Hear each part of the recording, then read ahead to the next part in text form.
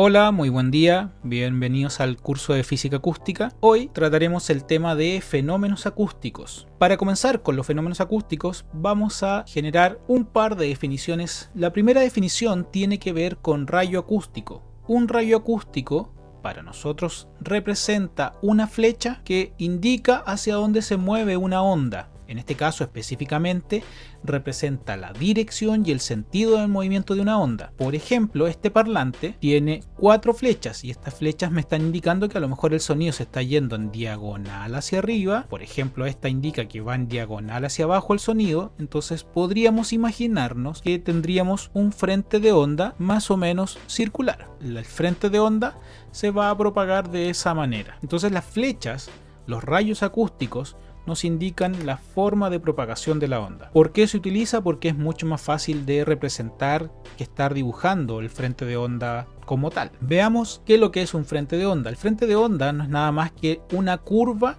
tal como lo dibujábamos anteriormente, que une cada instante de tiempo todos los puntos que se encuentran en el mismo estado de perturbación. Por ejemplo, una onda de un altavoz. El primer tipo de frente de onda es un movimiento en una dimensión. En este caso lo estoy representando con el movimiento del eje X. El tipo de frente de onda es el frente de onda plano. Un frente de onda plano no son nada más que líneas paralelas que representan la propagación de una onda. Cuando hablo de una onda, no necesariamente es la onda del sonido en el aire, también puede ser una onda en el agua o una onda en un sólido, por ejemplo. Pero por ahora nos vamos a centrar un poco en el sonido en el aire para tener una idea de lo que estamos tratando y a lo que nos vamos a referir en el curso más adelante. Un frente de onda plano no son nada más que líneas paralelas que representan la propagación del sonido en el aire. En este caso, frentes de ondas paralelas. Cada onda podría, por ejemplo, representar un máximo de presión, en este caso un pic positivo. Eso implica que podríamos nosotros decir que entre una onda y otra vamos a tener una longitud de onda. Entonces, para representar y no tener que dibujar todas estas líneas, dibujamos las flechas que representan que esto se mueve completamente horizontal sobre el eje X. Que estas 3 flechas tengan la misma magnitud, es decir, el mismo tamaño de flecha, me está indicando que las 3 representan la misma intensidad en el mismo tiempo. Entonces, si tuviesen tamaños distintos, representaría que una de ellas es más intensa que la otra. Otro ejemplo de frente de onda es el frente de onda circular. Un frente de onda circular es un movimiento, para nuestro caso, en 2 dimensiones. Entonces aquí vamos a tener el frente de onda circular y que se mueve en 2 dimensiones. En este caso lo estoy representando en los ejes X y Y. Un clásico ejemplo del frente de onda circular es cuando nosotros tiramos una piedra al agua. Estoy seguro que muchos de ustedes han hecho ese ejercicio de tomar una piedrita y tirarla en una poza de agua, en el lago, en el mar, donde sea, y se forman círculos concéntricos que se propagan en el espacio. Entonces ahí vamos a tener un frente de onda circular que va a representar la propagación, en este caso, en 2 dimensiones de esta onda. Y las flechas la van a representar, ¿cierto?, indicando que se mueven en esas 4 direcciones. El último tipo de frente de onda es el frente de onda esférico. Un frente de onda esférico es un frente de onda que se mueve en 3 dimensiones. Aquí lo estoy representando en el eje X, eje Y y eje Z, es decir, largo, ancho y alto. Estamos en un caso real, o sea, nosotros estamos expuestos a sonidos que se mueven en 3 dimensiones. No necesariamente se mueven de manera esférica, pero se mueven en 3 dimensiones. Entonces, ¿qué es lo que tenemos que imaginarnos? Que es simplemente una esfera que va creciendo a medida que se propaga en el aire. Entonces, ese va a ser nuestro sistema de movimiento en 3 dimensiones, un frente de onda esférico. Otra definición son las reflexiones. Una reflexión, por ejemplo, es cuando el sonido incide sobre una pared y se refleja en una dirección distinta. A veces nos interesa que las reflexiones apoyen al sonido del orador. Entonces a veces es necesario redirigir esa reflexión hacia un punto. Un ejemplo clásico de esto es en un teatro, un orador está sobre el escenario y necesitamos que la voz de ese orador sea percibida en el último asiento de ese teatro. Y una forma de redirigir esa reflexión que se está yendo hacia el techo, por ejemplo, si tengo aquí un orador y aquí tenemos los asientos, ¿cierto?, de los asistentes, y quiero que el sonido llegue a esta persona específicamente. Quiero que el sonido de las reflexiones apoyen al sonido que le llega a esta persona. Entonces, una forma es que le llegue el sonido directamente, a eso le llamamos sonido directo, pero a su vez el sonido que se está escapando hacia arriba, recuerden que la persona está hablando en 3 dimensiones, necesito que redirigir ese sonido. Entonces, ¿qué es lo que voy a hacer? Voy a colocar una superficie para que cuando ese sonido incida se refleje y apoye al sonido del último auditor. Entonces, a veces es necesario generar superficies que nos ayuden a redirigir el sonido. Ahora, ¿cómo lo vamos a hacer? Para ello tenemos que saber esas reflexiones, cómo se generan. Se producen por el choque de una onda con una superficie que limita con un medio de distinta densidad. Es decir, que desde el aire, que tiene una densidad determinada, choca con una superficie, por ejemplo madera, que es completamente mucho más denso que el aire. Entonces estoy pasando del sonido del aire a la madera y ahí se genera esa reflexión. 2 tipos de reflexiones: la reflexión especular y no especular. La reflexión especular también tiene el nombre de regular, la pueden encontrar en un libro como diga reflexión regular, y la reflexión no especular también se llama difusa. La diferencia entre las dos es que la reflexión especular es una reflexión como si fuese un espejo. Para ello vamos a imaginarnos una línea vertical que llega a 90 grados con respecto a la superficie y vamos a definir que esta onda o este rayo incidente genera un ángulo de incidencia, es decir, incide con cierto ángulo con respecto a la vertical. Esto también se llama normal, por si lo leen por ahí, también recibe el nombre de normal. Para la reflexión, el rayo reflejado, recordemos aquí tenemos el rayo incidente y aquí tengo el rayo reflejado. Para el rayo reflejado también tengo un ángulo de reflexión. Voy a tener ese ángulo de reflexión con respecto a la vertical. ¿Cuál es la propiedad de una reflexión especular?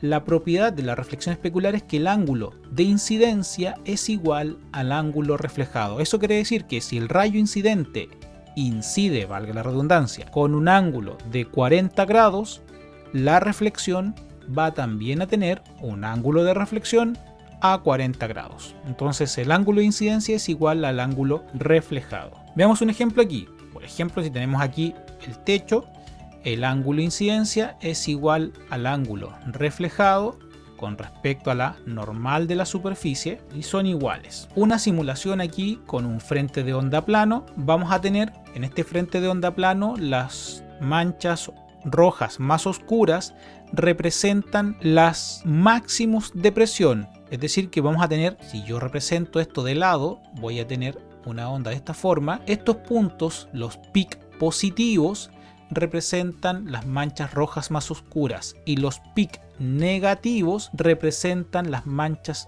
azules más oscuras y los colores verdes representan las posiciones ceros. Entonces, si nosotros vemos aquí, por ejemplo, este punto y este punto, aquí voy a tener una longitud de onda. Entonces, cuando tengo una superficie completamente lisa, que es esta línea negra horizontal que hay bajo esta figura, esa es la superficie, una placa lisa en la cual tenemos un ángulo de incidencia de 45 grados. Por lo tanto, esta otra figura representa la reflexión, voy a tener un ángulo reflejado de 45 grados también. Y si se dan cuenta, la longitud de onda sigue siendo la misma. No puede cambiar. ¿Por qué? Porque no ha cambiado el sonido. Recuerden que la longitud de onda depende de la frecuencia sonora. Ahí tenemos una reflexión especular. Reflexiones difusas. Una reflexión difusa ahora es cuando un rayo incidente choca sobre una superficie completamente irregular, es decir que ahora no es liso, y este rayo se subdivide en muchos rayos reflejados. ¿Cuál sería la idea? Lo volvamos a nuestro ejemplo de nuestra obra de teatro y ahora tenemos, por ejemplo, una superficie completamente irregular. ¿Para qué? Para que apoyemos el sonido sobre un área mucho mayor, es decir, que el sonido que incide aquí se pueda reflejar en distintas direcciones, es decir, que voy a tener distintos objetivos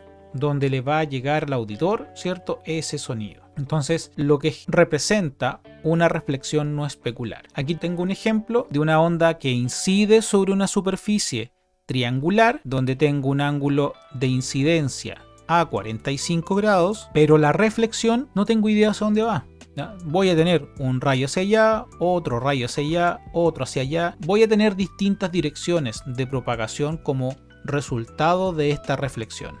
Recordemos, aquí tengo el ángulo incidente y aquí tengo la reflexión que, insisto, no sé hacia dónde va la reflexión. Ahora veamos de qué depende de que una reflexión sea difusa o especular. Para ello, vamos a imaginarnos lo siguiente.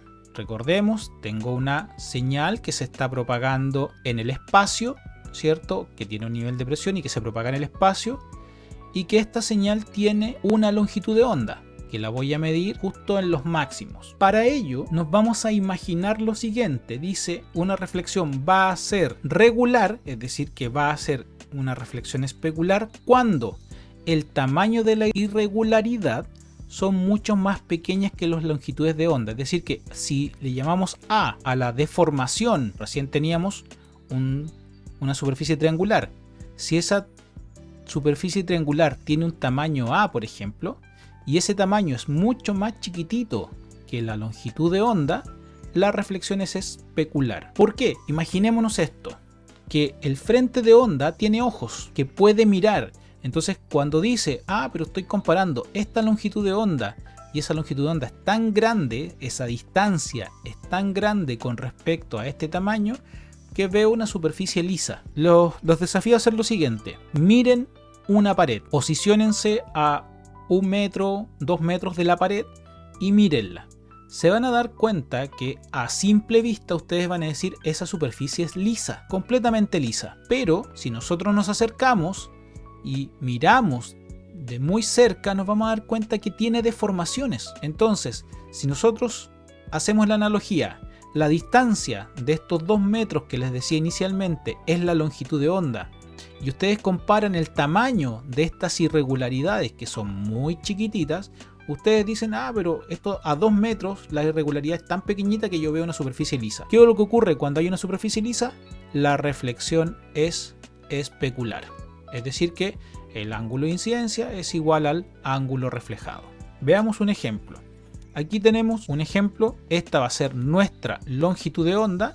Aquí voy a tener una longitud de onda determinada. Recuerden, aquí tengo los 45 grados para este ejemplo. Tengo un enfrente de onda plano.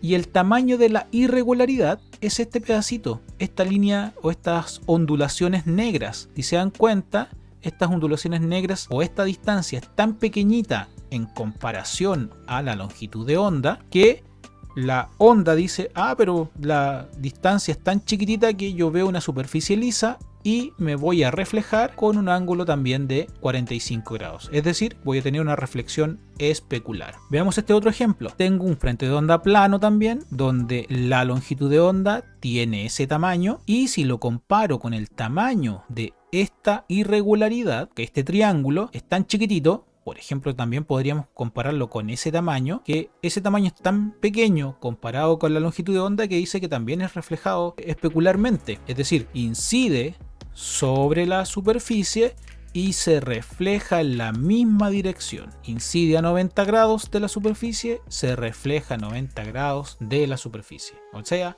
vamos a tener aquí una reflexión especular. ¿Por qué? Porque el tamaño de la deformación es mucho más pequeño que la longitud de onda. Ahora, ¿qué pasa si es al revés? Vamos a tener una reflexión no especular, una reflexión difusa. Eso quiere decir que la longitud de onda es más pequeña o igual que el tamaño de la irregularidad. Si la longitud de onda es mucho menor o igual que el tamaño de la irregularidad, se producen reflexiones difusas. Veamos este ejemplo. Si nosotros medimos la longitud de onda de esta señal, ahí voy a tener esta longitud de onda medida entre dos máximos de la onda, y si la comparo con el tamaño de la irregularidad, se van a dar cuenta que el tamaño de la irregularidad es un poquito más grande que la longitud de onda. Por lo tanto, si esto incide a 0 grados, la reflexión no sé hacia dónde va.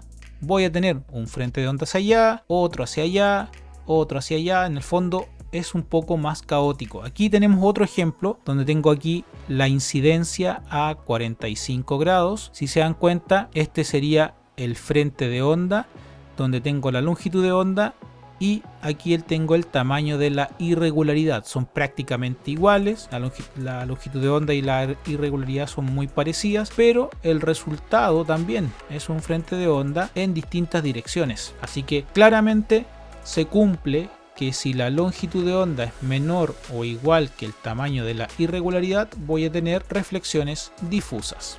Bueno, hasta aquí tenemos las primeras definiciones de fenómenos acústicos.